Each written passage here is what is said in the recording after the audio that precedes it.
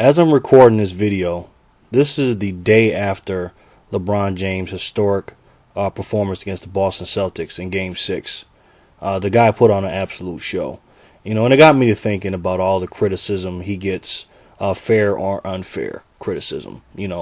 Does he deserve it? Well, let me give you my opinion on it. First of all, I think it started right here. This cover of this Sports Illustrated magazine, I believe it came out in February 2002, actually 10 years ago. This was his junior year, going into his senior year when he used to get all the accolades and stuff. And he was getting more, attention before this cover started. But once they called him the chosen one in Sports Illustrated, I think the media hype took off, and I think it got to LeBron James' head. All right, now first of all, before he made the decision to go to Miami Heat, LeBron James was the golden boy. I mean, he could do no wrong. This guy was living up to the hype coming out of the NBA. He's supposed to be the next coming of Michael Jordan. This guy couldn't do any wrong. He was the golden boy. He was the man. And I remember, I believe, I don't know what year it was. It might have been 2005 or 6 or 7. I don't remember what year. But Allen Iverson was on the Stephen A. Smith show. And this is right before Allen Iverson left the Philadelphia 76ers. He was going through a lot of personal stuff. And Stephen A. asked him, he said, hey, if you had any advice for the young guys like Wade and Melo and LeBron, what would you tell them? And I remember Allen Iverson with his real self. He said, man, they're just waiting. They're waiting, for you to mess up. I'm paraphrasing here. Basically saying the people that praise you now, when you mess up, they're waiting for you to mess up. And that's exactly what happened to LeBron James. Let me tell you what I think about his criticisms that he's getting now. Is it fair or unfair? All right, let's first start off with the King James thing. All right. He has that. He wears all kind of stuff with that. His Nike brand is King James. And, he basically crowned himself the king before he won anything. Then we got the We Are All Witnesses, the witnesses thing. He's actually got 2 tattoos of witnesses on his legs. He's also got a lion tattoo, too. I don't know if that's for the king or not, but he's got a lion tattoo on himself.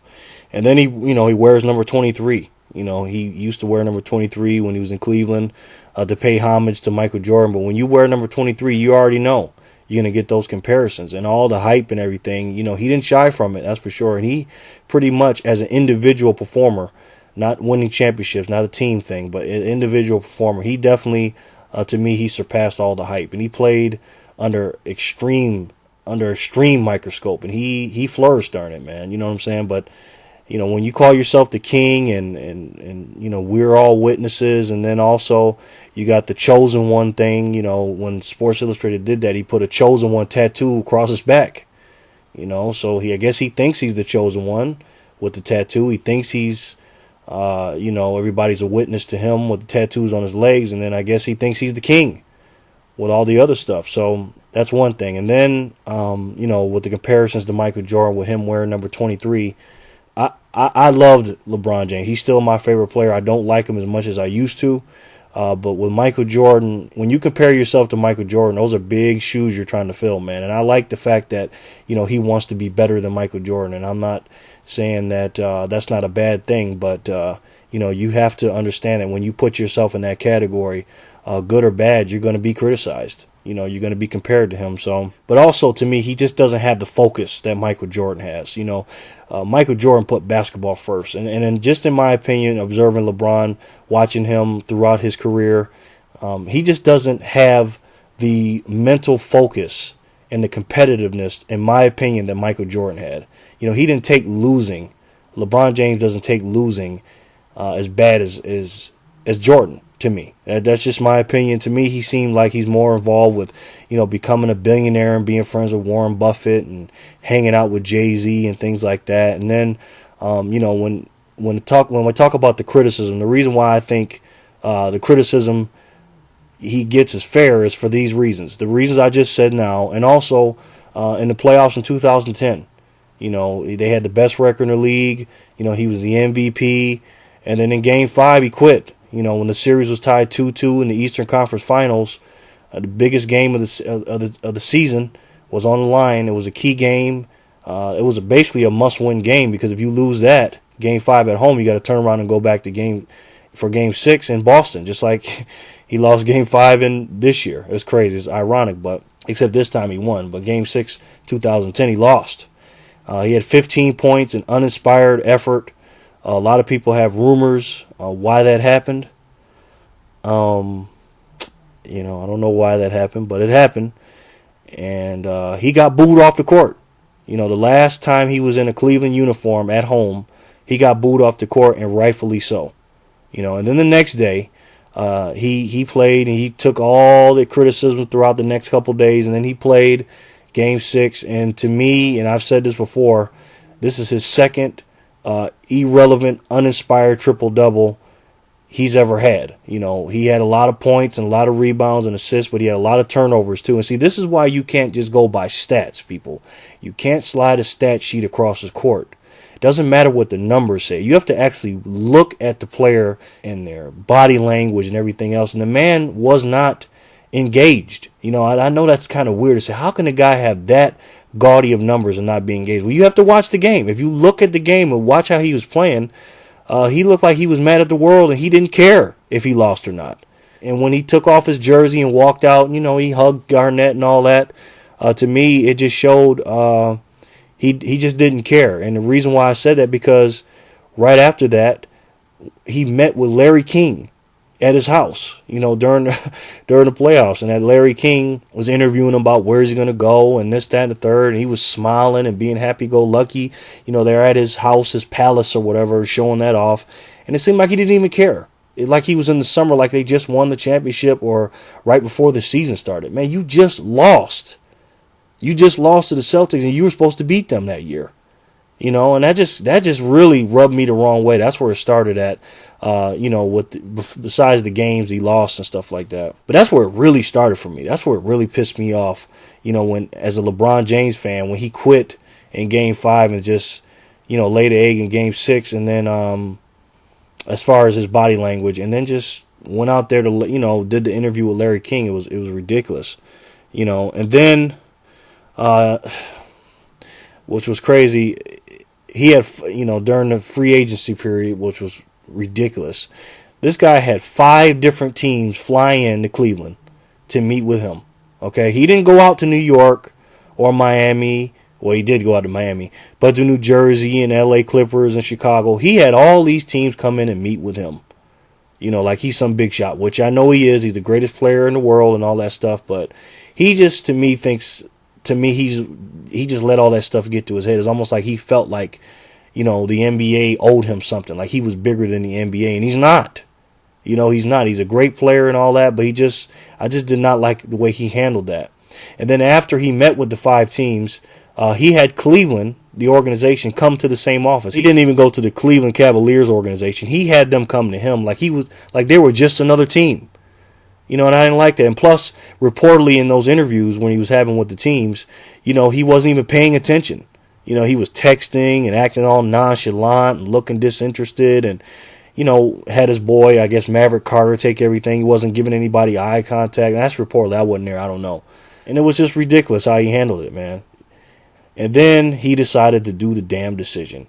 There's some people out here that say, oh, the decision wasn't his fault. Somebody else told him to do it. This, that, the third. Look, man, everybody knows LeBron's a smart guy. And for him to do that, the decision, that was just a bad move, and he knows it. Okay, everybody knows that. And then he did the hour special with the decision, was something he could have did for 2 or 3 minutes. And you know what the outcome with that. People burning his jerseys. I mean, all that stuff. And then a day or two later, he just leaves and does a concert. He does a concert in Miami like Cleveland doesn't even exist. After all that stuff, he does a concert like he's the parliament, like Bill Clinton in the parliament or something, man. Coming on stage and rising up out of stage and all this old stuff. It was crazy, man. It was just, he was celebrating like they won something. I mean, they celebrate like this. They just won a 3-on-3 tournament, them 3 dudes. And then he sat down, he got the microphone in his hand, and then he's sitting there, not 1, not 2, not 3, not 4, not 5, not 6, not 7. I'm like, what in the world? Like, and he hasn't won anything yet. He still has not won a championship. He basically disrespected Cleveland a day or two before that. And then he's disrespecting the whole NBA, saying, hey, we're just going to run through y'all. And he basically said practice is going to be harder than the games. That's what he said. And then after he got all the backlash from that, and then he does the commercial. What should I do? You know, should I not listen to my friends, and should I do this? He tried to clean up his act, but it didn't work. You know, that just totally backfired in his face. It was a pretty, funny commercial, but Charles Barkley and all them boys, Charles Barkley, Larry Bird, Magic Johnson, Michael Jordan, anybody who's anybody, Scottie Pippen, anybody who's anybody criticized LeBron for what he did, for leaving his team like that and going to another man's team.